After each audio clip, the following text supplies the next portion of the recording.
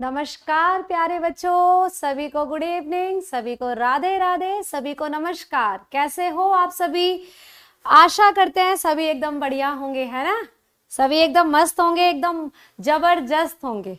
आ जाओ जल्दी जल्दी बेटा, करते हैं फिर अपनी कक्षा को शुरू, अपनी क्लास को शुरू। ठीक है, देख लेती हूँ एक बार कौन कौन हमारे साथ जुड़ चुका है।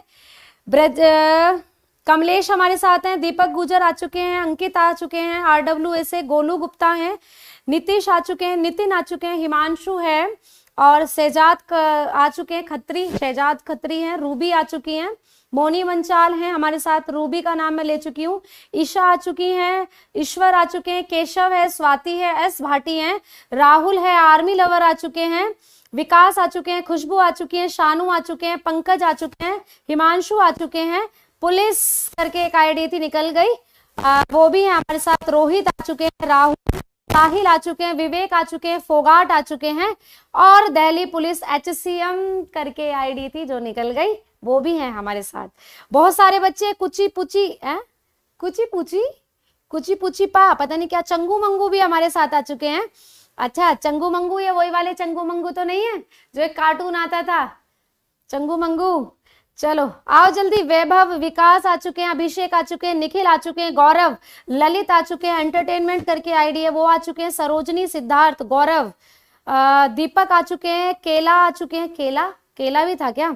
हाँ जी, गुजर, RPF भी आ चुके हैं, पुलिस लाइव आ चुके हैं, सुनील आ चुके हैं, प्रियांशी आ चुकी हैं, पवन आ चुके हैं, ललित, अनुराग, कार्तिक, मनोरमा फ्रॉम हरियाणा 8975 था करके वो भी आ चुके हैं, एक्स एम्पायर आ चुके हैं, GS टीम आ चुकी है, संतोष आ चुके हैं, जगन आ चुके हैं, अमित आ चुके हैं, भूपेश आ चुके हैं हमारे साथ, जुलाई करके भी था कुछ, वो भी आ चुके हैं।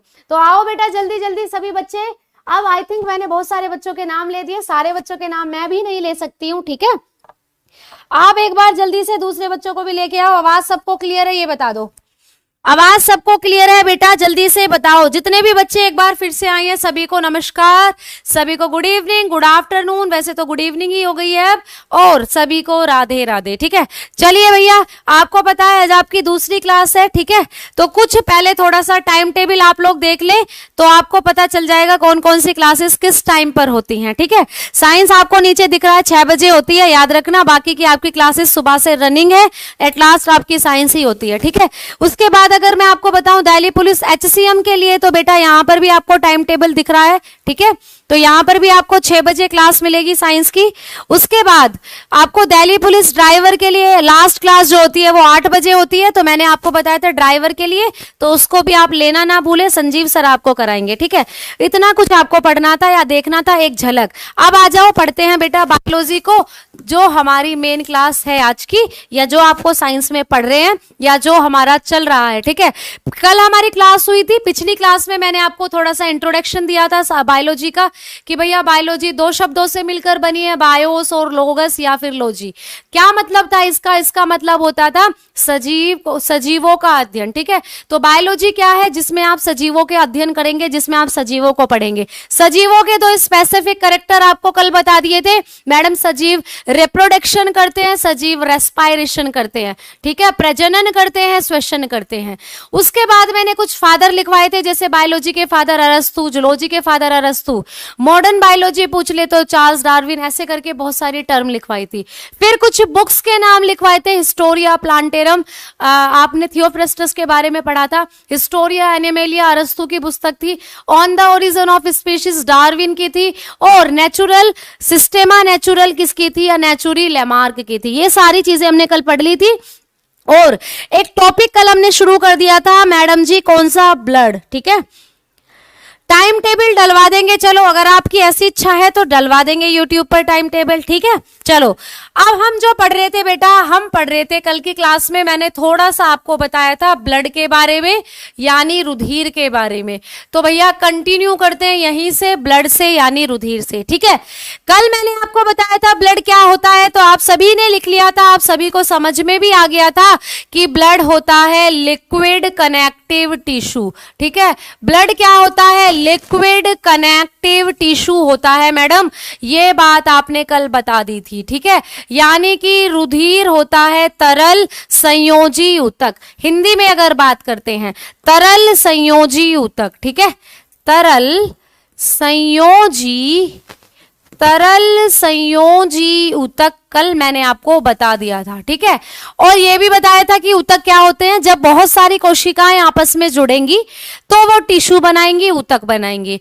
और टिश्यू 4 प्रकार के होते हैं हमारे शरीर में, नर्वस होते हैं, एपिथेलियल होते हैं, कनेक्टिव होते हैं और मस्क्यूलर होते हैं।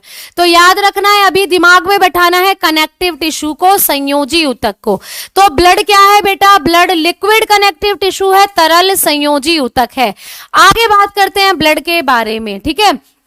अब आपसे अगला पॉइंट जो पूछा जाएगा, आपको पूछेगा कि भैया जब आप स्टडी कर रहे हो ब्लड की तो इसको क्या बोलते हैं, यानी स्टडी ऑफ ब्लड क्या होती है, 1 नंबर में आपको मिलेगा एग्जाम में। रुधिर को जब आप पढ़ रहे हो तो रुधिर के अध्ययन को क्या कहते हैं, आपको पूछा जाएगा। अभी अभी ग्रुप डी के आपके एनटीपीसी वगैरह के जो पेपर हुए थे वहां पर भी ये क्वेश्चंस बने हुए हैं, ठीक है।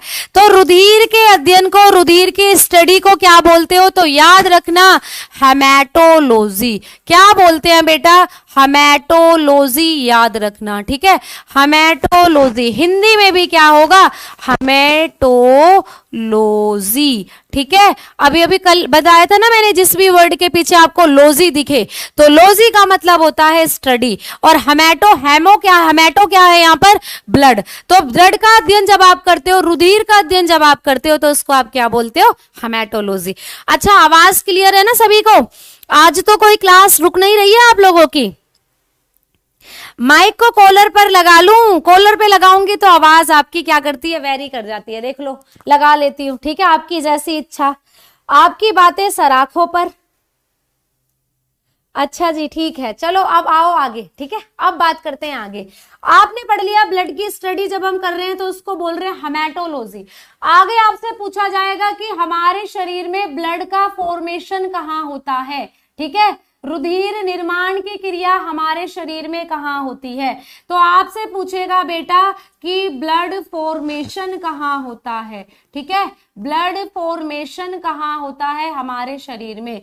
हिंदी में बताऊं तो पूछेगा कि रुधिर निर्माण की क्रिया कहाँ होती है, ठीक है, रुधिर निर्माण कहाँ होता है। तो आपका आंसर क्या होगा, रुधिर निर्माण की क्रिया हमारे शरीर में होती है बोन मैरो के अंदर। कहाँ होती है, बोन मैरो के अंदर होती है, यानी कि हिंदी में जिसको आप बोलते हो अस्थि मज्जा, हिंदी में जिसको आप बोलते हो अस्थि मज्जा, ठीक है। तो बोन मैरो यानी अस्थि मज्जा। मैडम ये बोन मैरो या अस्थि मज्जा क्या होता है, तो आपके शरीर में आपने देखा होगा हमारे शरीर में होती है, बोन मतलब हड्डी यानी अस्थि, और मज्जा मतलब खाली जगह।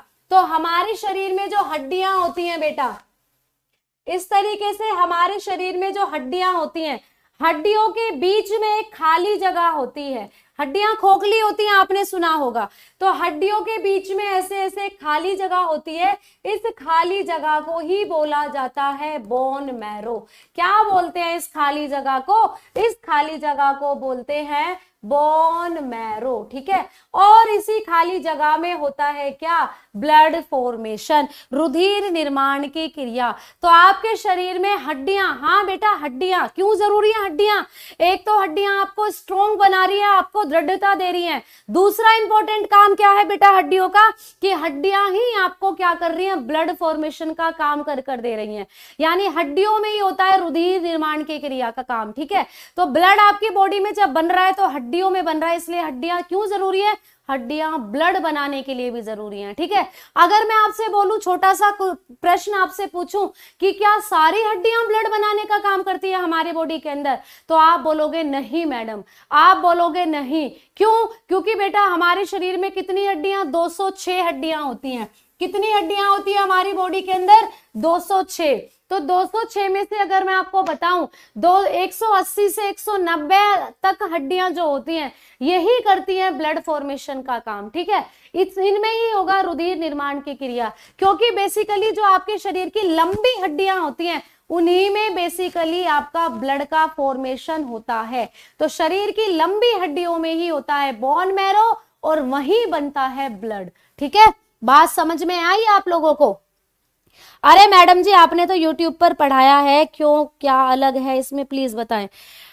अब अलग है तो ये थोड़ी नहीं है एक ही बैच में पढ़ाकर छोड़ देंगे, बहुत सारे बैचेस है, सब में पढ़ाएंगे। ठीक है, चलो तो आप लोगों को पता चला कि बेटा बोन मैरो में होता है रुधिर का निर्माण। अब आपसे पूछे कभी कि जैसे कि आपकी जो हड्डियां हैं इनमें आपको 3 तरीके के बोन मैरो बेसिकली देखने को मिलते हैं। 3 तरीके के, कौन सा? एक तो रेड कलर का होगा बेटा, एक होगा व्हाइट कलर का, या बेसिकली जिसको आप येलो भी बोल सकते हो। तो 3 कलर हो गए, रेड, व्हाइट या येलो। आपसे पूछेगा कि रेड बोन मैरो में कौन सा ब्लड बन रहा है या कौन सी ब्लड सेल, तो रेड बोन मैरो में बनती है आपकी आरबीसी। ठीक है, रेड बोन मैरो की अगर मैं बात करूं, रेड बोन मैरो, ठीक है, तो रेड बोन मैरो के अंदर आपका कौन सी ब्लड सेल बन रही है, तो आप बता दोगे आरबीसी का फॉर्मेशन होता है रेड बोन मैरो के अंदर। ठीक है, या कभी आपको व्हाइट करके पूछ ले या कभी आपको येलो करके पूछ ले, तो जब आपको पूछे कि येलो बोन मैरो जो होगा, ठीक है, येलो बोन मैरो जो होगा जिसको आप बोलते हो पीला अस्थि मज्जा, ठीक है, पीला अस्थि मज्जा जो होता है उसके अंदर कौन सा ब्लड फॉर्मेशन होगा या कौन सी ब्लड सेल बनेंगी। तो पीले में बेटा बेसिकली 2 तरीके की ब्लड सेल, 2 तरीके की ब्लड सेल नहीं, बेसिकली यहाँ 2 चीजों का फॉर्मेशन होगा ब्लड के अंदर। किस किस चीज का होगा, तो आप बता देंगे मैडम, एक तो यहाँ पर WBC का फॉर्मेशन होगा, एक तो यहाँ पर WBC का फॉर्मेशन होगा, और प्लस यहीं पर प्लाज्मा फॉर्मेशन भी होगा, और प्लस यहीं पर, क्योंकि प्लाज्मा का कलर भी क्या बेसिकली येलो ही होता है, पढ़ेंगे अभी आगे। ठीक है, तो ये चीजें आपको याद रखनी है ब्लड फॉर्मेशन से। आ जाओ आगे, आ जाओ आगे। वॉइस में तो कोई दिक्कत नहीं हो रही है बेटा, जल्दी से बताओ।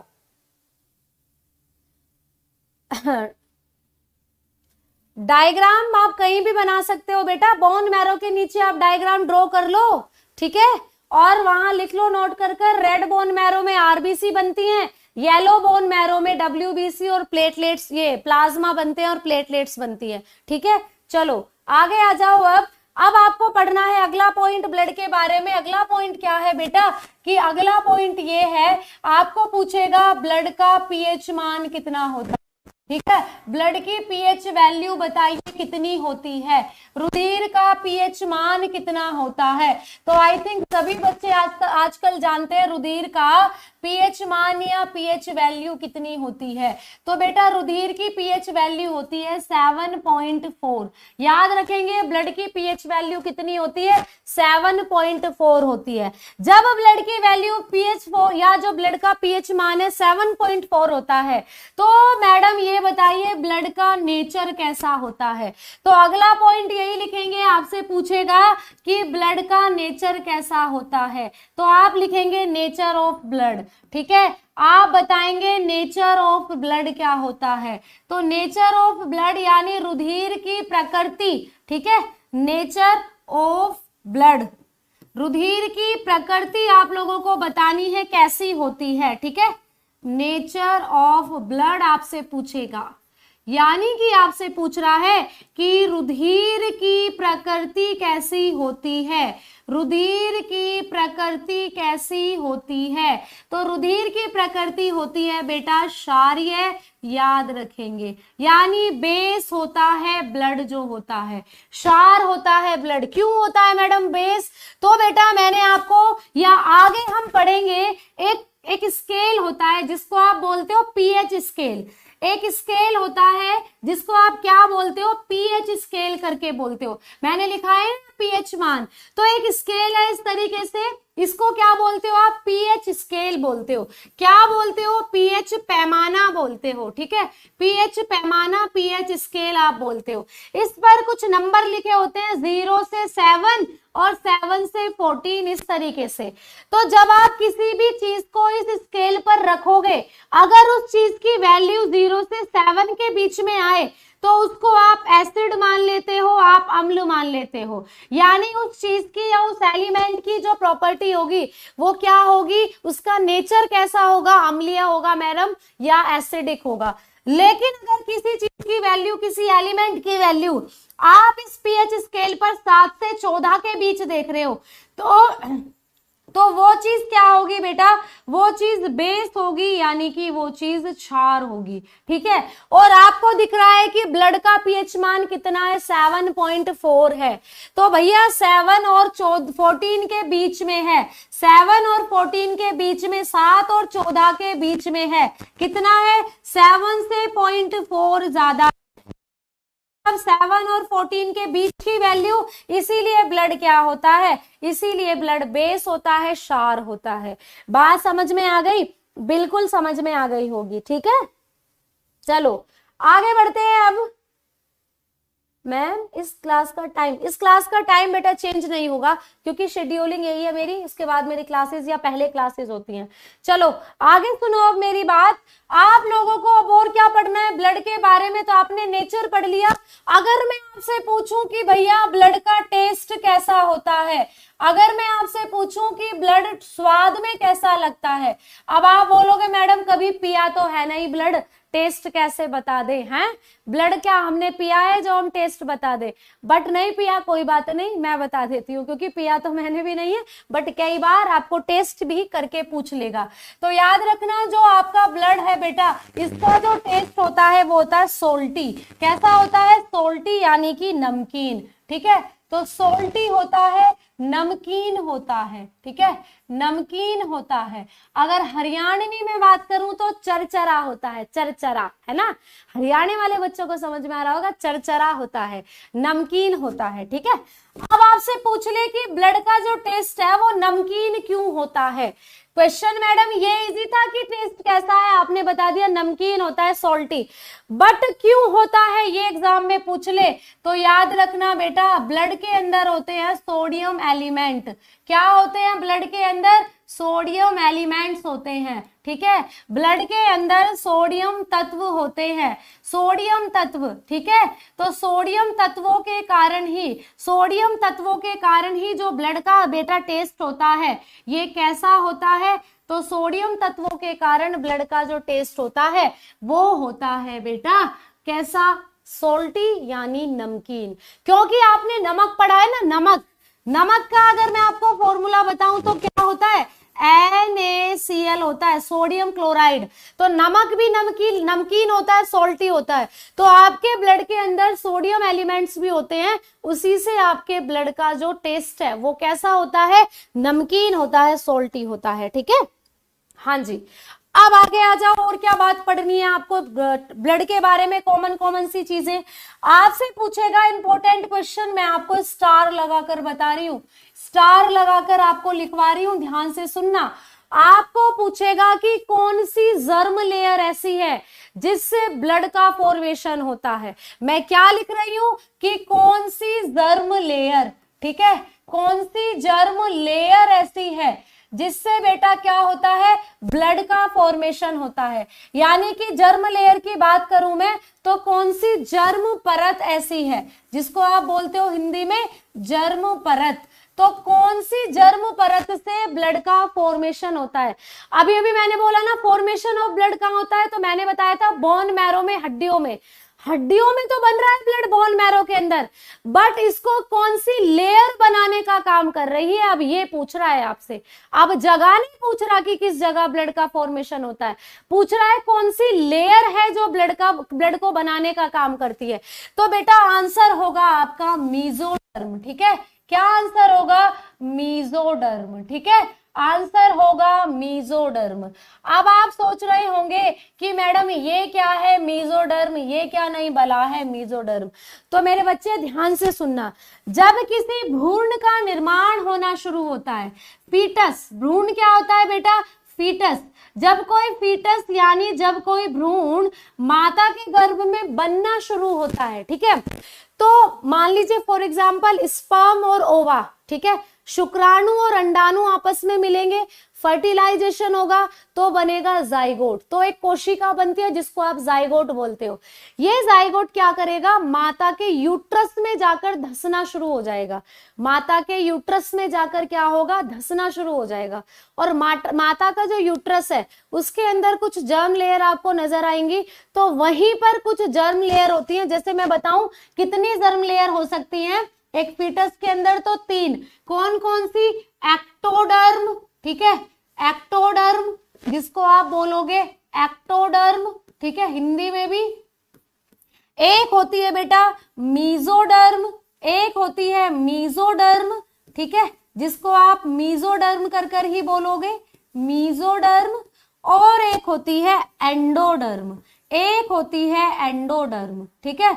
तो ये 3 जर्म लेयर होती है फीटस की या किसी भी भ्रूण की, 3 जर्म लेयर होती हैं एंडोडर्म, ठीक है। तो आपको इन तीनों में से पूछेगा कि कौन सी लेयर ऐसी है जो ब्लड फॉर्मेशन का काम कर रही है, कौन सी जर्म परत है जो ब्लड बनाने का काम कर रही है। तो अभी अभी मैंने आपको आंसर लिखवाया कि ये जो मीजोडर्म होती है यही काम करती है ब्लड फॉर्मेशन का। तो किसी भी भ्रूण के अंदर तीनों लेयर में से कौन सी लेयर ब्लड बनाने का काम करेगी, मीजोडर्म लेयर काम करेगी, ठीक है। बात समझ में आई। डायरेक्टली एक नंबर में क्वेश्चन पूछेगा कि निम्नलिखित में से कौन सी परत रुधिर निर्माण का काम करती है।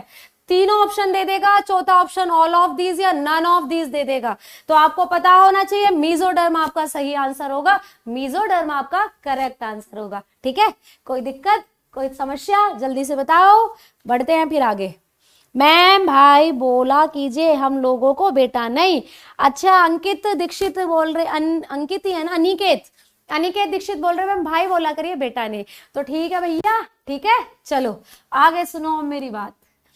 अब आपको ब्लड के बारे में और क्या क्या पढ़ना है बेटा, तो आपको पूछेगा कि ये जो ब्लड होता है बेसिकली, ठीक है, आपको मैंने बताया बोन मैरो में बनता है, आपको मैंने बताया पीएच कितना होता है ब्लड का, आपको मैंने बताया जर्म लेयर कितनी होती है। अब आपसे पूछ सकता है कि ये जो ब्लड है, ठीक है, ब्लड के अंदर कौन सा एंजाइम होता है, ठीक है, ब्लड के अंदर कौन सा एंजाइम होता है ये आपसे पूछ सकता है, ठीक है। ब्लड के अंदर कौन सा एंजाइम पाया जाता है, ठीक है, ब्लड के अंदर कौन सा एंजाइम पाया जाता है। तो बेटा याद रखना ब्लड के अंदर एक एंजाइम पाया जाता है जिसका नाम है कार्बोनिक एनहाइड्रेट। लिख लेना कार्बोनिक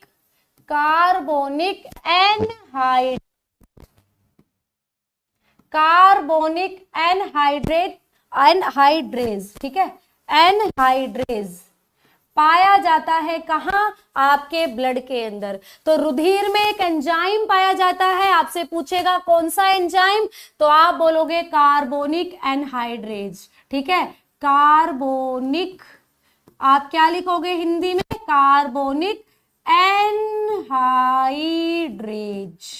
ठीक है। ये आपके ब्लड में पाया जाने वाला एक एंजाइम होता है। ये एंजाइम क्या काम कर रहा है मैडम ब्लड के अंदर, तो बेटा आपसे पहले तो ये याद रखो कि ये कार्बोनिक एनहाइड्रेज ब्लड में कहाँ पाया जाता है।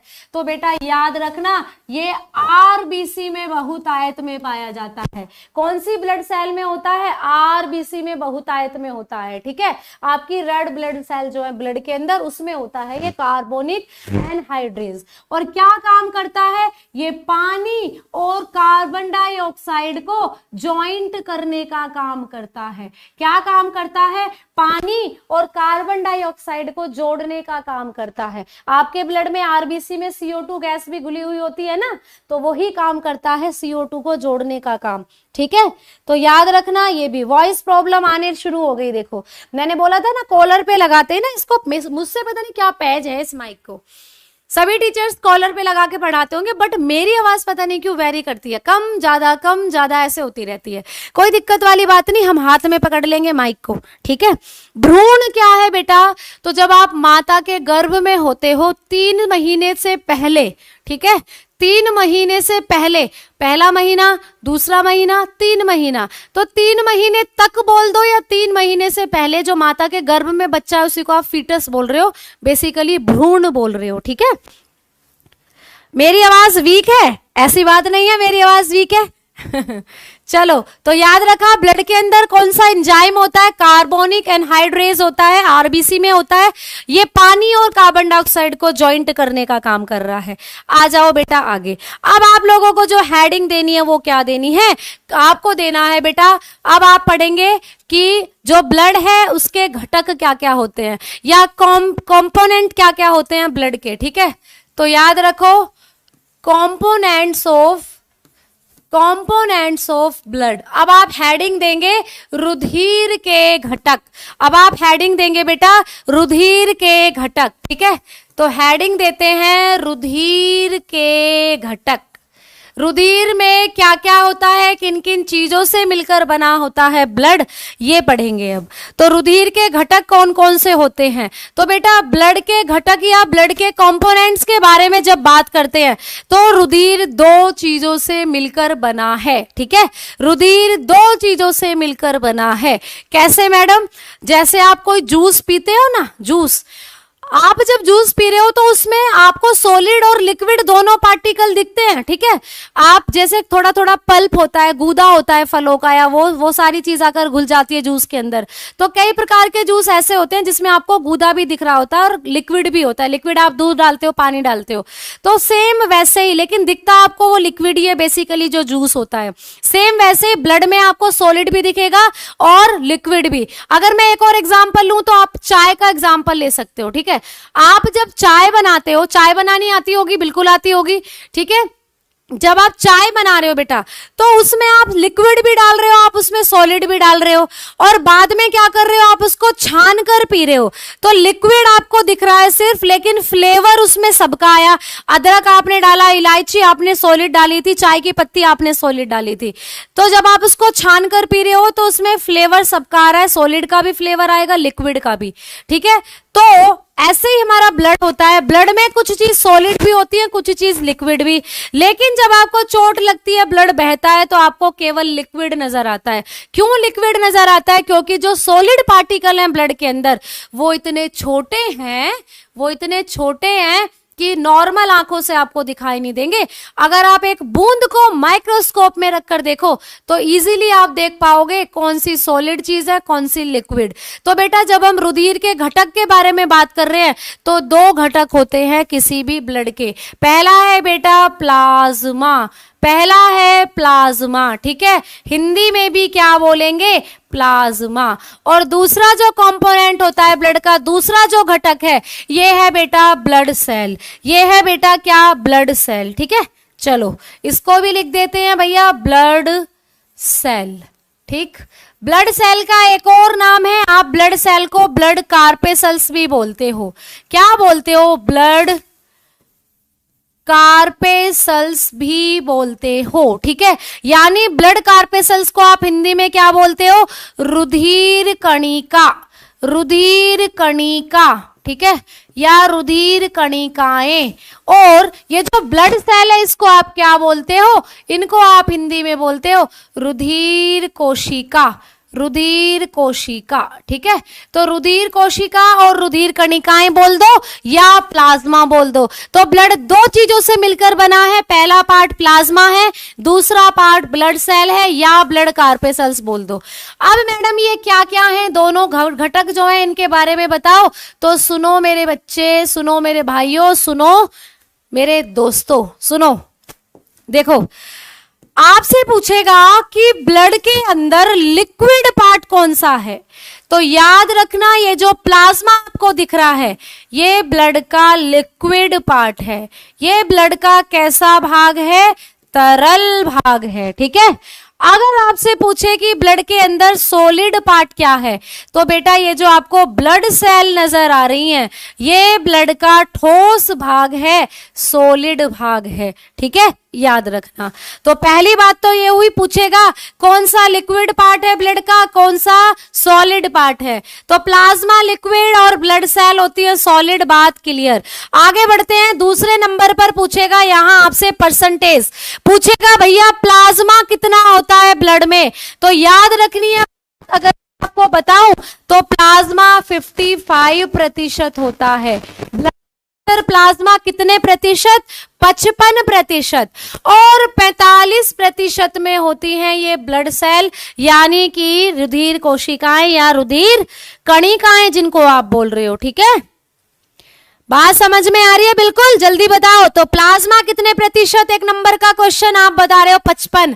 आपसे पूछ ले रुधिर कोशिकाएं कितनी प्रतिशत, तो 45। ठीक है, प्लाज्मा कैसा पार्ट है ब्लड का, लिक्विड, और ब्लड सेल कैसा पार्ट होती है ब्लड का, तो आप बता देंगे सॉलिड।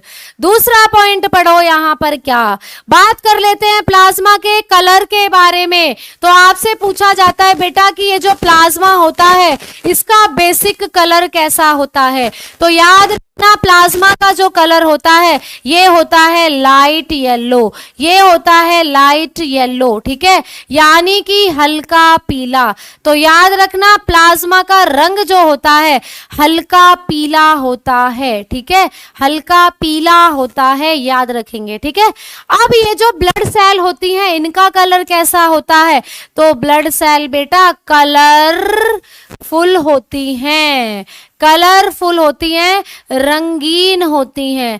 अलग अलग इनका कलर हो सकता है, पढ़ेंगे। ये लाल भी हो सकती हैं, ये सफेद भी हो सकती हैं। ठीक है, तो याद रखना बेसिक इनका कलर कलरफुल होती हैं। तो जब इनको बारी बारी से पढ़ाएंगे तो बताएंगे। ठीक है, अभी थोड़ा सा प्लाज्मा को पढ़ते हैं और बातें प्लाज्मा के बारे में पढ़ते हैं। तो आपसे पूछ सकता है कि प्लाज्मा जो होता है, ठीक है, इस प्लाज्मा में क्या क्या होता है, यानी प्लाज्मा में क्या क्या घुला हुआ होता है। तो मैं अब आपको थोड़ा सा प्लाज्मा के बारे में बता रही हूं। आवाज सभी को क्लियर है? एक बार बता दो मैम, अगर ब्लड का पीएच मान कम कर दें तो क्या होगा। अगर ब्लड का पीएच मान आप कम कर दोगे तो ब्लड जो है कितना, 7 से कम कर दोगे तो ब्लड एसिडिक नेचर में चला जाएगा, और जितने भी ब्लड के अंदर ये जो ब्लड सेल वगैरह है इन पर इनके अमाउंट पर इसका असर पड़ेगा। ठीक है, तो ये इस पीएच मान पर ये सरवाइव नहीं कर पाती, या इनके अंदर जो ब्लड है ये आरबीसी डब्ल्यूबीसी आपकी घुलना शुरू हो जाएंगी ब्लड में। ठीक है, ब्लड में घुलना शुरू हो जाएंगी। हाँ जी बिल्कुल, प्लाज्मा का हल्का पीला रंग बिलीरुबिन के कारण पढ़ेंगे अभी आगे। ठीक है, तो प्लाज्मा को सुनो, अब आप लोग प्लाज्मा के बारे में बात कर लेते हैं। तो प्लाज्मा को जब आप पढ़ रहे हो बेटा, तो प्लाज्मा को भी 2 पार्ट्स में आप लोग बांट सकते हो, यानी प्लाज्मा के भी 2 घटक होते हैं। ठीक है, प्लाज्मा भी 2 चीजों से मिलकर बना है। कौन कौन सी 2 चीजों से मिलकर बना है, तो क्योंकि ये प्लाज्मा ब्लड का लिक्विड पार्ट बनाता है, तो इसीलिए इसमें पहला घटक क्या होगा, जल होगा, पानी होगा, वाटर होगा। ठीक है, और दूसरा इसमें क्या होते हैं मैडम, दूसरा इसमें कुछ आपको प्रोटीन देखने के लिए मिलेंगी। ठीक है, क्या मिलेंगी, प्रोटीन देखने के लिए मिलेंगी प्लाज्मा में। ठीक है, या अगर मैं आपको बताऊं तो कुछ कार्बनिक और अकार्बनिक पदार्थ। ठीक है, कार्बनिक व अकार्बनिक पदार्थ भी आपको देखने के लिए मिलेंगे। ठीक है, बट मेनली आपको क्या पढ़ना है, प्रोटीन पढ़नी है प्लाज्मा में कौन कौन सी होती हैं। अब बेटा ये कितना होता है, याद रखना 90 से 92% क्या होता है, पानी होता है। प्लाज्मा में 90 से 92% क्या होता है, पानी होता है, याद रखना। ठीक है, आपसे पूछेगा कि प्रोटीन बेसिकली कितने % होती है प्लाज्मा के अंदर। ठीक है, तो याद रखना बेटा 9 से 7% किसका होता है, यहाँ पर प्रोटीन का होता है। तो 9 से 7% यहाँ क्या होती है, प्रोटीन होती है प्लाज्मा के अंदर। बेसिकली पूछे तो कई बार आपको ऑप्शन जो एग्जाम में दिया हुआ था 7% में ही प्रोटीन दी हुई थी, इसको नोट करके लिख लेना, क्योंकि एनसीईआरटी में ही ये वेरिएशन दी हुई है। कुछ राइटर की बुक में प्रोटीन 7% बताया हुआ है और ऑप्शन भी आपको केवल 7 ही दिया हुआ है। कुछ में ये वैल्यू आपको 9 से 7 दी हुई है, तो ऑप्शन के ऊपर डिपेंड करेगा आप कैसे उसको कर रहे हो। ठीक है, अगर 9 से 7 है तो ये ऑप्शन सही हो जाएगा, अगर 9 से 7 नहीं तो केवल 7 जब ऑप्शन में दिया हुआ है तो ये आपका सही हो जाएगा। ठीक है, उसके बाद बात करते हैं कार्बनिक और अकार्बनिक पदार्थ, तो ये 1% में पाए जाते हैं, याद रखना। ठीक है, तो पानी सबसे ज्यादा होता है किसके अंदर? प्लाज्मा के अंदर 90 से 92%। प्रोटीन की बात कर रहे हैं तो 9 से 7% और 1% में होते हैं क्या? कार्बनिक और अकार्बनिक पदार्थ। ठीक है, चलो अब आप बात करेंगे प्लाज्मा में कौन कौन सी प्रोटीन है जो पाई जाती हैं। ठीक है, अब बात करते हैं प्लाज्मा में कौन कौन सी प्रोटीन होती हैं मैडम। तो बहुत सारी प्रोटीन होती हैं प्लाज्मा में, बात करो। हाँ ठीक है, चलो अब सुनो, मैंने लिखा है बेटा कई बुक्स में 9 से 7% दी हुई हैं, कई बुक्स में 7% प्रोटीन का आपको रेशो दिया हुआ है, याद रखना। ठीक है, चलो अब बात करते हैं कि प्लाज्मा में कौन कौन सी प्रोटीन होती हैं। तो बात जब प्रोटीन की चल रही है तो प्लाज्मा में आपको कुछ प्रोटीन जो पढ़नी है। ठीक है, तो प्लाज्मा में जो प्रोटीन आपको पढ़नी है बेटा वो कौन कौन सी है। तो नंबर 1 पर जो प्लाज्मा में प्रोटीन पढ़ोगे एल्ब्यूमिन। ठीक है, कौन सी पढ़ोगे? एल्ब्यूमिन।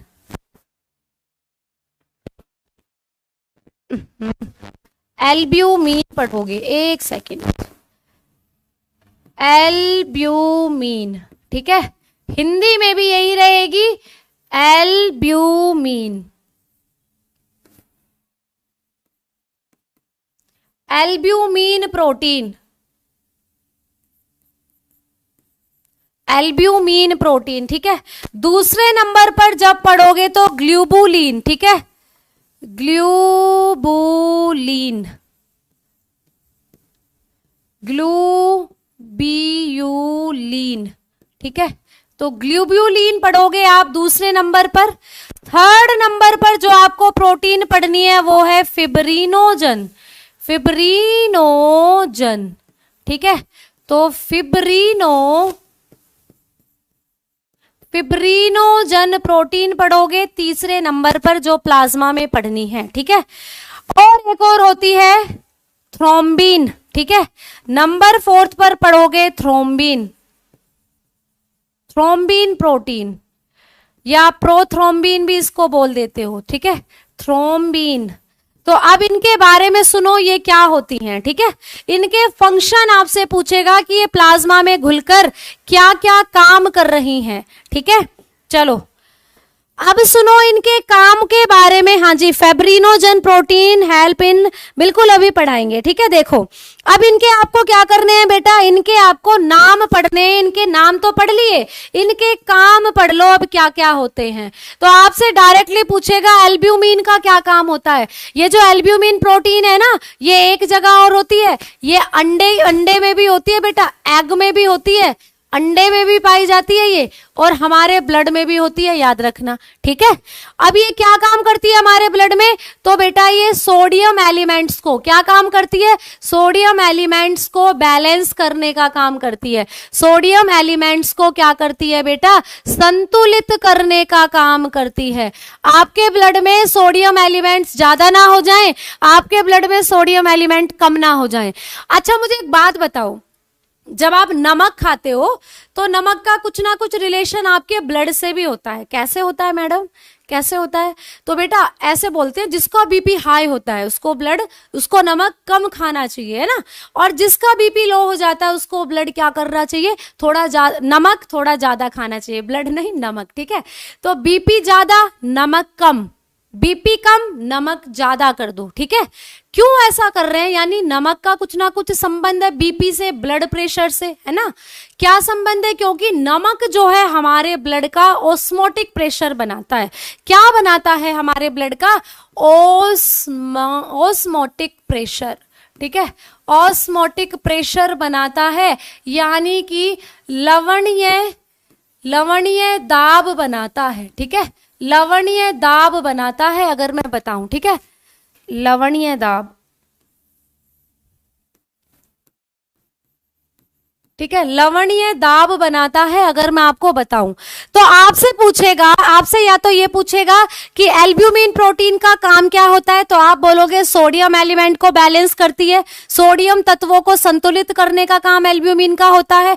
या आपसे ये पूछेगा कि भैया ऑस्मोटिक प्रेशर को कौन सी प्रोटीन प्लाज्मा में बनाए रखने का काम करती है, तो ऑस्मोटिक प्रेशर को मेंटेन करने का या ऑस्मोटिक प्रेशर का संतुलन बनाने का काम भी किसका होता है, एल्ब्यूमिन का, क्योंकि ऑस्मोटिक प्रेशर किसके मिलने से बनेगा, सोडियम तत्वों के संतुलित होने से ही आपका ऑस्मोटिक प्रेशर भी संतुलित रहेगा, लवणीय दाब भी संतुलित रहेगा। तो दोनों बातें यहां पर एक ही हैं, याद रखना। ठीक है, बात समझ में आई? हेपेरिन अभी पढ़ेंगे बेटा, हेपेरिन के बारे में भी पढ़ेंगे, उसको नोट डालकर लिखवाऊंगी। ठीक है, हेपेरिन को भी पढ़ेंगे, तो याद रखना ये बात। ठीक है, अब आपको एल्ब्यूमिन का काम समझ में आया। अब आ जाओ ग्लोबुलिन पर, ये एग्जाम में पूछा गया क्वेश्चन था अभी रिसेंटली। ठीक है, तो याद रखना बेटा ग्लोबुलिन क्या काम कर रही है, तो बेटा ये एंटीबॉडी की तरह काम करती है, याद रखना। ठीक है, किसकी तरह काम करती है, एंटीबॉडी के समान कार्य करती है, एंटीबॉडी के समान कार्य करती है। ठीक है, एंटीबॉडी के समान कार्य करती है, तो कैसे लिखोगे, इट वर्क लाइक एंटीबॉडी या इट वर्क एज एंटीबॉडी, याद रखना। एंटीबॉडी को हिंदी में क्या बोलते हैं, प्रतिरक्षी। क्या बोलते हैं बेटा, प्रतिरक्षी। तो डायरेक्टली क्वेश्चन आया था कि रुधिर के प्लाज्मा में वो कौन सी प्रोटीन है जो प्रतिरक्षी के समान कार्य करती है, एंटीबॉडी की तरह काम करती है, तो बता देंगे ग्लोबुलिन। ठीक है, बता देंगे ग्लोबुलिन। आ जाओ फिब्रिनोजन और थ्रोम्बिन पर। ठीक है, थ्रोम्बिन और फिब्रिनोजन ये क्या काम करती हैं, दोनों की दोनों, तो ये दोनों की दोनों हेल्प करती हैं, help in blood clotting, help in blood clotting. ठीक है, दोनों की दोनों क्या काम कर रही हैं, रुधिर का थक्का जमाने में हेल्प कर रही हैं। ठीक है, हेल्प इन ब्लड क्लॉटिंग, रुधिर का थक्का जमाने में क्या कर रही हैं, मदद कर रही हैं। ठीक है, तो याद रखना रुधिर का थक्का जमाने में सहायक। ठीक है, इस तरीके से आपसे पूछेगा कि कौन सी प्रोटीन प्लाज्मा में ऐसी है जो ब्लड क्लॉटिंग में हेल्पफुल होती है, आप बता देंगे ये फिब्रिनोजन और थ्रोम्बिन या प्रोथ्रोम्बिन करके आए, सेम ही बात है। ठीक है,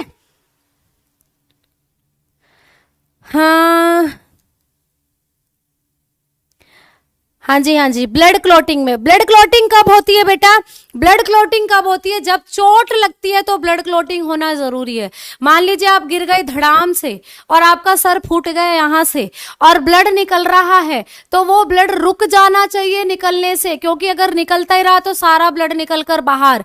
एक बात हम लोग भूल गए करना, अगर मैं आपको यही बताऊं, क्या अगर मैं आपको बोलूं हमारी बॉडी के अंदर ब्लड का अमाउंट कितना होता है, हमारे शरीर में ब्लड का अमाउंट कितना होता है, तो अगर मैं यही आपको बता दूं कि अमाउंट ऑफ ब्लड की बात जब हम करें, ठीक है, अमाउंट यानी रुधिर की मात्रा कितनी होती है हमारे शरीर में, तो ये मात्रा वेरी करेगी मतलब अलग अलग होगी। किसमें, लड़कियों में अलग होगी, गर्ल्स की अगर मैं बात कर रही हूं, ठीक है, जिसको आप लड़कियां बोलते हो या महिला में यहाँ बोलती हूँ, ठीक है, फीमेल लिख लो या गर्ल्स लिख लो। अगर मैं बात करूं बॉयज की बेटा, अगर मैं बात करूं लड़कों की या पुरुषों की, तो ये मात्रा थोड़ी सी अलग होगी। आपसे पूछे महिलाएं जो होंगी, लड़कियां जो होंगी, इनके शरीर में ब्लड का अमाउंट कितना होगा, तो याद रखना 4 से 5 लीटर होता है। महिलाओं के या लड़कियों के शरीर में ब्लड का जो अमाउंट है, टोटल ब्लड कितना होता है लड़कियों के अंदर, 4 से 5 लीटर होता है। लेकिन अगर लड़कों की बात मैं करूं तो थोड़ा सा ज्यादा होता है, 5 से 6 लीटर होता है लड़कों के अंदर जो ब्लड होता है, 5 से 6 लीटर होता है। ठीक है, समझ में आई बात। तो भैया जब लड़कों में ब्लड ज्यादा हो रहा है तो लड़कियों की तुलना में ऐसा क्यों हो रहा है, तो लड़कियों के अंदर कुछ बायोलॉजिकल रिएक्शन ऐसी होती हैं जो लड़कों में नहीं होती, जैसे कि मेंस्ट्रुएशन साइकिल, महामारी चक्र महिलाओं के अंदर होता है जिसमें ब्लीडिंग लूज होती है। प्रेगनेंसी टाइम पर बच्चे का निर्माण माता के खून से ही होता है, तो वहां भी ब्लड की अमाउंट जो होता है वो चला जाता है। ठीक है, तो ये सारी रिएक्शंस क्या कर कर रही हैं बेटा, महिलाओं के अंदर ब्लड का अमाउंट कम बनाए हुए हैं और पुरुषों में ब्लड थोड़ा सा ज्यादा होता है कंपैरेटिवली फीमेल। अगर मैं आपको एक बात बताऊं भाई, हॉस्पिटल में कोई पेशेंट है, ठीक है, उसको ब्लड चाहिए, हॉस्पिटल में कोई पेशेंट है उसको ब्लड चाहिए, वहां एक लड़की भी बैठी है एक लड़का भी बैठा है, डॉक्टर आए, दोनों का ब्लड ग्रुप मैच कर रहा है उस पेशेंट से जिसको ब्लड चाहिए, डॉक्टर किसका ब्लड लेगा पहले, लड़की का या लड़के का, जल्दी बताओ, लड़की का लेगा या लड़के का लेगा? तो आप में से कई बोल रहे होंगे मैम एक बार दोहरा दीजिए। क्या दोहरा दूं? मैंने बोला लड़कियों के अंदर जो ब्लड का अमाउंट है थोड़ा सा कम होता है लड़कों की तुलना में। लड़कियों में कितना होता है 4 से 5 लीटर, जबकि लड़कों के अंदर कितना होता है 5 से 6 लीटर, लगभग 1 लीटर का अंतर है दोनों की बॉडी में। लड़कियों में क्यों ब्लड कम है? क्योंकि लड़कियों में मेंस्ट्रुएशन साइकिल होती है हर मंथ, महामारी चक्र जिसको बोलते हो, वहां पर ब्लडिंग के थ्रू जो ब्लड है बॉडी से निकल जाता है मोस्टली, तो ये इसीलिए अमाउंट क्या है कम। और दूसरा, लड़कियां प्रेग्नेंट होती हैं तो बच्चे का जो निर्माण होगा वो मम्मी के या माता के खून से ही बच्चे का निर्माण होता है, तो वहां भी ब्लड क्या हो जाता है कम हो जाता है। डिलीवरी टाइम पर भी ब्लड का लॉस होता है बॉडी से, तो इसीलिए ब्लड का अमाउंट बेसिकली कम ही रहता है महिलाओं में। भगवान ने उल्टा कर दिया, देना लड़कियों को ज्यादा चाहिए था जब इतनी सारी रिएक्शंस हो रही हैं बॉडी में, बट दे दिया लड़कों को ज्यादा। लड़कों में कितना 4 से 5 6 लीटर, 5 से 6 लीटर होता है, ठीक है। अब जब एक डॉक्टर बैठा हो, एक पेशेंट है वो हॉस्पिटल में एडमिट है, वहां पर एक लड़का बैठा है एक लड़की बैठी है, उस पेशेंट से दोनों का ब्लड ग्रुप मैच कर रहा है, लड़के का भी लड़की का भी। डॉक्टर आए तो किससे पहले ब्लड लेंगे? तो बताओ किससे लेंगे? ठीक है, कई बच्चे बोल रहे होंगे मैडम लड़के का लेंगे, बॉयज जिंदाबाद, लड़कों का लेंगे। क्यों भैया, लड़कियों का जहरीला ब्लड है क्या? लड़कियों का ब्लड चढ़ गया तो मर जाओगे क्या? है, लड़की का भी ले सकता है लड़कों का भी ले सकता है, बट पहले प्रेफर करेगा लड़कों को, क्योंकि लड़कों के शरीर में अच्छी खासी मात्रा में ब्लड होता है, हीमोग्लोबिन लेवल भी बढ़िया होता है और ब्लड भी बढ़िया होता है, तो पहले प्रेफर करेगा लड़कों को। अगर वो लड़का भाग गया तो फिर ले लेगा बेचारी लड़की से भी, कोई दिक्कत वाली बात ही नहीं है, ठीक है। चलो आगे बढ़ लो। तो ब्लड के बारे में इतनी बात कर ली, तो भैया चोट लगने पर ब्लड की क्लोटिंग जो हो रही है, रुधिर का थक्का जम रहा है, यहाँ पर कौन सी प्रोटीन हेल्प कर रही है? फिब्रिनोजन और थ्रोम्बिन। अब नोट कर एक नोट यहाँ पर लिख लेना। अब आपको पढ़ना है, यहाँ पर एग्जाम में पूछा जाता है कि कौन सी प्रोटीन मुख्य रूप से रुधिर का थक्का जमाने वाली होती है। तो याद रखना बेटा, फिब्रिनोजन को क्या बोलते हैं? मेन ब्लड क्लोटिंग, ठीक है। तो फिब्रिनोजन is known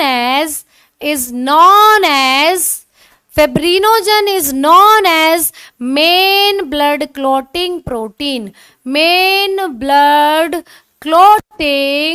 protein, आपसे पूछेगा कि मुख्य रूप से कौन सी प्रोटीन रुधिर का थक्का जमाने वाली होती है, तो याद रखना बेटा, रुधिर का थक्का जमाने वाली मुख्य प्रोटीन कौन सी होती है? फिब्रिनोजन। तो याद रखना, फिब्रिनोजन को मुख्य रूप से रुधिर का थक्का जमाने वाली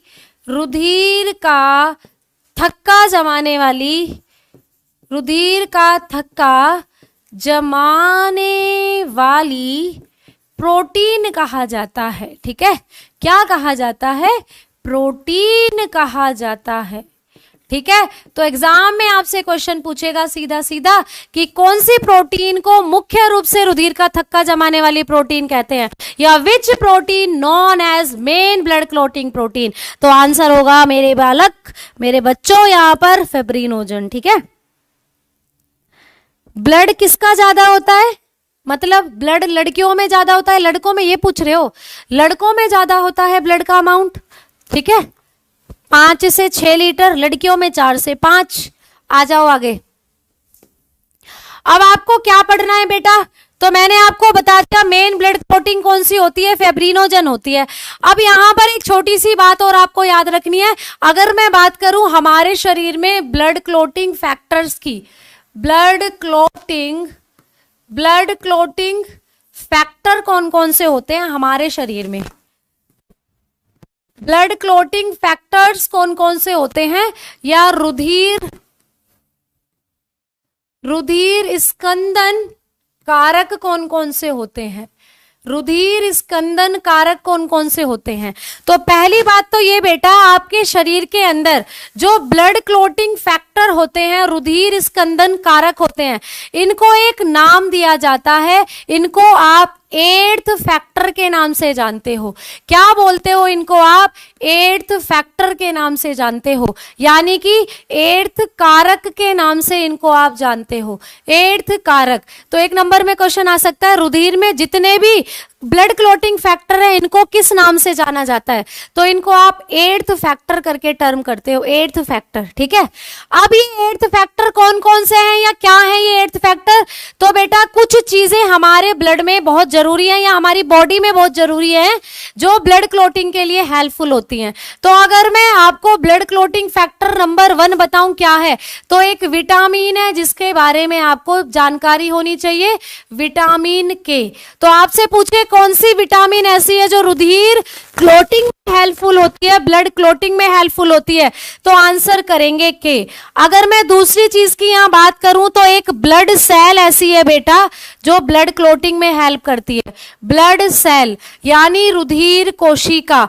तो कौन सी रुधिर कोशिका ऐसी है जो रुधिर को जमने में हेल्प करती है चोट लगने पर?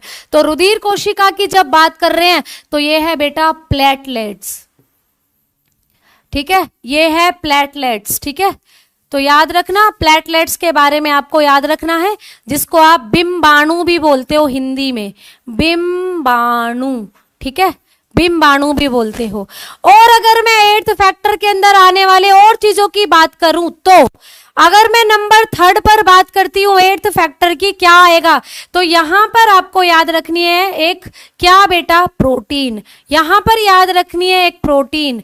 और कौन सी प्रोटीन? तो याद रखना वो प्रोटीन कौन सी है, अभी अभी पढ़ाई थी, फिब्रिनोजन। ठीक है, फिब्रिनोजन, जिसको आप मेन ब्लड क्लोटिंग बोल रहे थे। ठीक है, फिब्रिनोजन।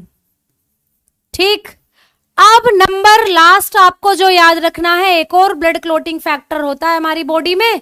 अगर नंबर 4 की मैं बात करूं तो क्या? तो एक मेटल होता है हमारे शरीर में, एक मेटल होता है, एक धातु होती है। ठीक है, एक धातु।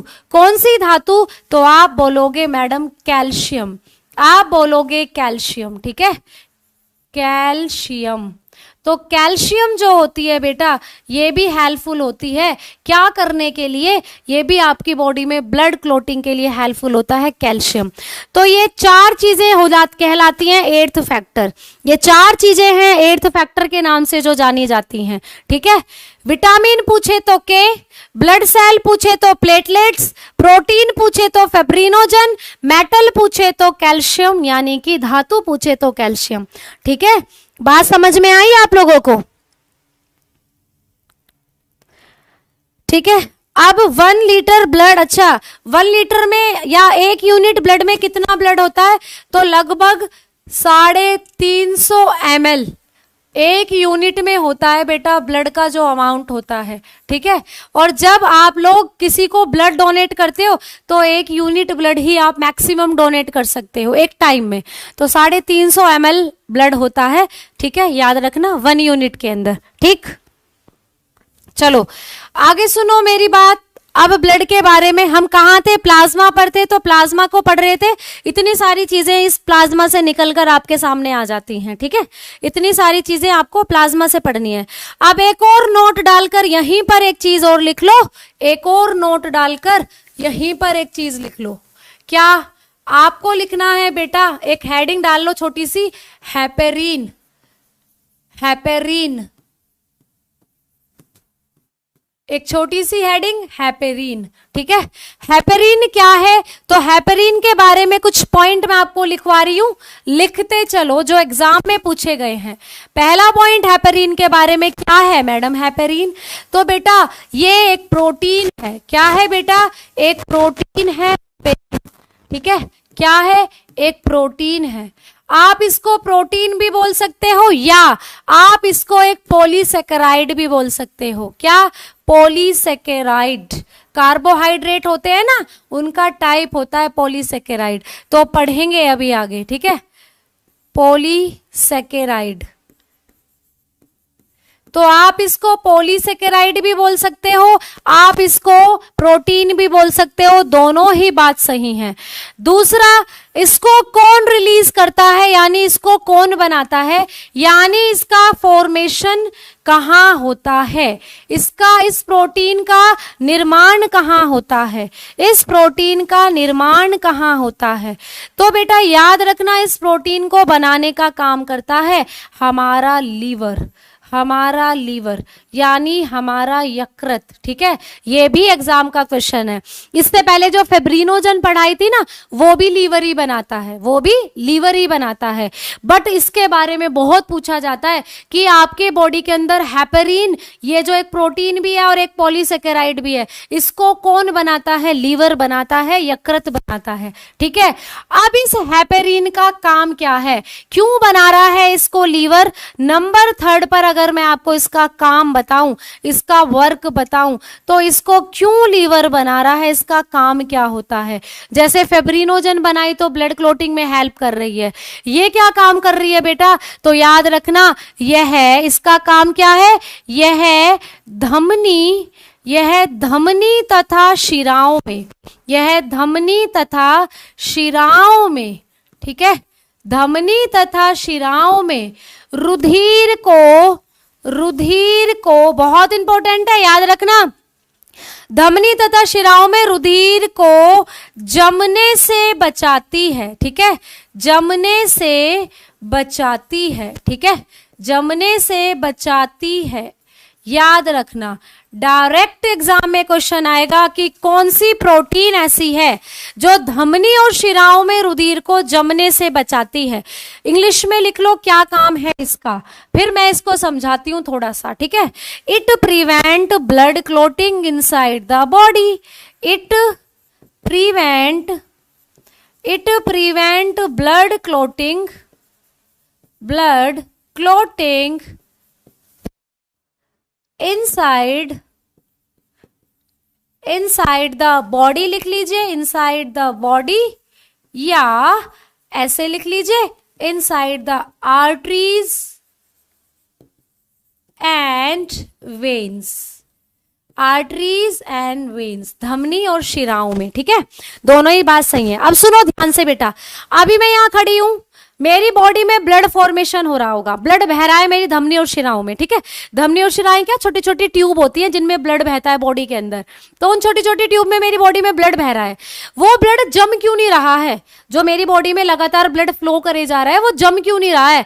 तो भैया उसको जमने नहीं दे रही है कौन? ये हेपेरिन नहीं जमने दे रही है, क्योंकि हमारे ब्लड में घुला हुआ है हेपेरिन। मान लीजिए ये क्या है बेटा, आपकी धमनी है, ठीक है, इसमें क्या बह रहा है, इसमें ऐसे ऐसे ब्लड बह रहा है, ठीक है, और इस ब्लड में क्या घुला हुआ है, इस ब्लड में मान लीजिए ये व्हाइट कलर की हेपेरिन घुली हुई है, ये व्हाइट कलर की क्या घुली हुई है, हेपेरिन घुली हुई है। तो हमारे ब्लड में एक प्रोटीन घुली हुई होती है हेपेरिन, ये क्या काम करती है, ये आपकी बॉडी के अंदर जो ब्लड है, धमनी और शिराओं में जो ब्लड बह रहा है उसको कभी भी जमने नहीं देती, तो जमने से बचाने का काम करती है, ब्लड क्लोटिंग को रोकती है इनसाइड द बॉडी, कौन? हेपेरिन। बात समझ में आ गई आप लोगों को? जल्दी से बताओ, बात समझ में आई? अच्छा, एक बार पूरा रिवीजन करा दूं मैं आप लोगों को, तो देख लो। हमने आज क्या पढ़ा बेटा? ब्लड के बारे में पढ़ा था, ठीक है। ब्लड को मैंने पढ़ाया लिक्विड कनेक्टिव टिश्यू होता है, इसकी स्टडी को क्या बोलते हैं? हेमेटोलॉजी बोलते हैं। ब्लड का निर्माण कहाँ होता है? तो बोन मैरो में होता है, अस्थि मज्जा में। रेड बोन मैरो में आरबीसी बनेंगी, रेड ब्लड सेल, व्हाइट या येलो बोन मैरो में डब्ल्यूबीसी, और ये बनेंगे आपकी प्लेटलेट्स, या फिर एक तरीके से प्लाज्मा को भी आप लोग बोल सकते हो, ठीक है। आगे चलते हैं, तो मैंने बताया ब्लड का पीएच कितना होता है? 7.4। अगर ब्लड के नेचर की बात करें तो बेस होता है, क्षारीय होता है। उसके बाद मैंने आपको ब्लड का टेस्ट बताया था, सोल्टी होता है। क्यों होता है? क्योंकि ब्लड में सोडियम तत्व होते हैं, सोडियम एलिमेंट, जिसके कारण ब्लड का टेस्ट सोल्टी होता है, स्वाद नमकीन होता है।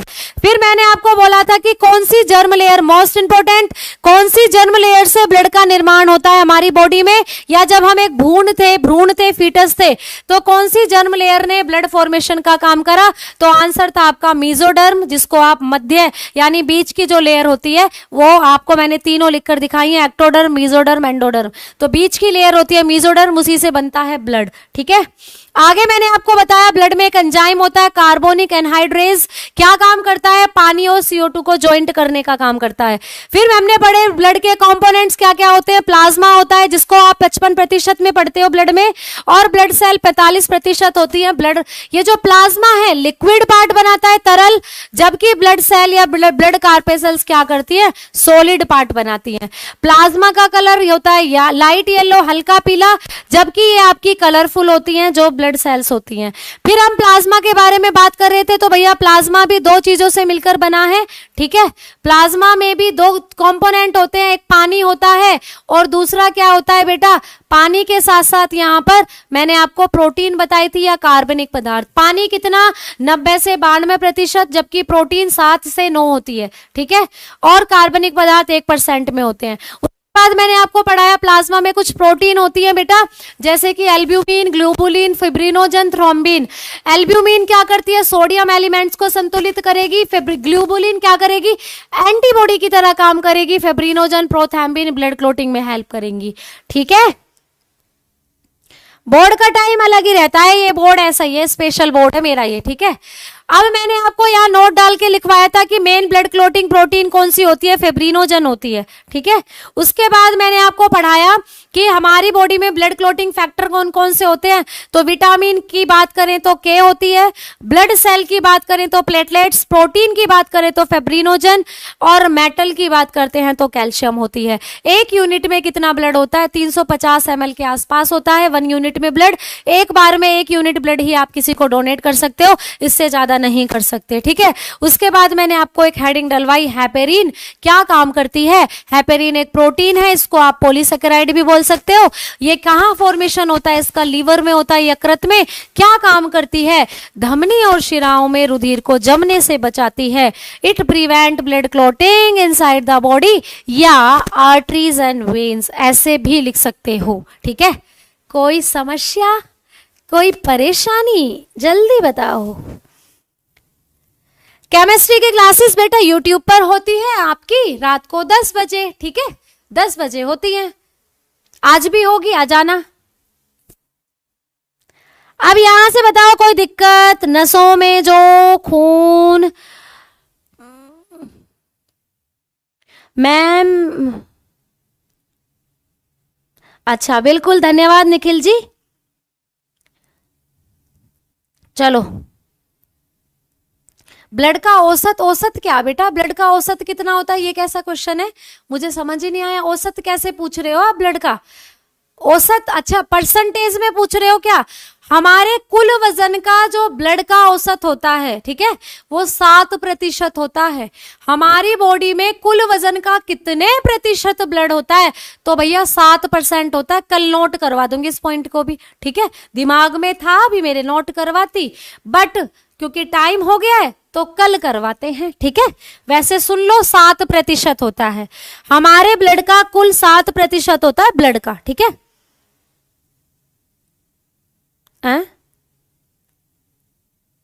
पूरा ब्लड तो गर्ल्स का होता है ना, प्लीज।